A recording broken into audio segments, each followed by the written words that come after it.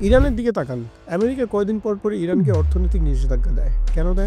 কারণ ২০১২ সালের পর থেকে ইরান তাদের যে তেলের লেনদেন, সেই তেলের লেনদেনের জন্য চীনের ইউয়ান, ইউরোপের ইউরো ইত্যাদি কারেন্সিতে ট্রেড করা শুরু করে। যার কারণে আপনি ইরান এবং আমেরিকার মধ্যে যে বন্ধুত্বের সম্পর্ক, সেই সম্পর্কটা কখনোই দেখতে পাবেন না। আফগানিস্তানের কথা একবার চিন্তা করেন। পৃথিবীর যতগুলো পরাশক্তি আছে, আমেরিকা বলেন, রাশিয়া বলেন, সবারই আফগানের প্রয়োজন হয়। কেন প্রয়োজন হয়? কারণ আফগান হচ্ছে মধ্য এশিয়ার জ্বালানি করিডোর। আপনি যদি মধ্য এশিয়ার যে দেশগুলো আছে, উজবেকিস্তান, তুর্কমেনিস্তান, ওই সমস্ত দেশ থেকে আপনি যদি জ্বালানি বা তেলের যে ট্রেড করতে চান, তাহলে সেটার জন্য সবচেয়ে উপযুক্ত বা সহজতর রাস্তা হচ্ছে আফগানের রুট ইউজ করা। আপনি যদি আফগানের রুট ইউজ করেন, তাহলে আপনি সেগুলোর মাধ্যমে আফগানিস্তান থেকে শুরু করে, ইন্ডিয়া থেকে শুরু করে এই মধ্য এশিয়ার অন্যান্য যে দেশগুলো আছে, সেই দেশগুলোতে ইজিলি তেলের বা খনিজ সম্পদ রপ্তানি বা আমদানির কার্যক্রম করতে পারবেন। ঠিক এই কারণে রাশিয়ারও আফগানিস্তানকে দরকার হয়, আর আমেরিকাও আফগানিস্তানে কন্ট্রোল করার জন্য অথবা আফগানিস্তানের নিজেদের শক্তিমত্তা ধরে রাখার জন্য বিলিয়ন বিলিয়ন ডলার খরচ করতে প্রস্তুত থাকে।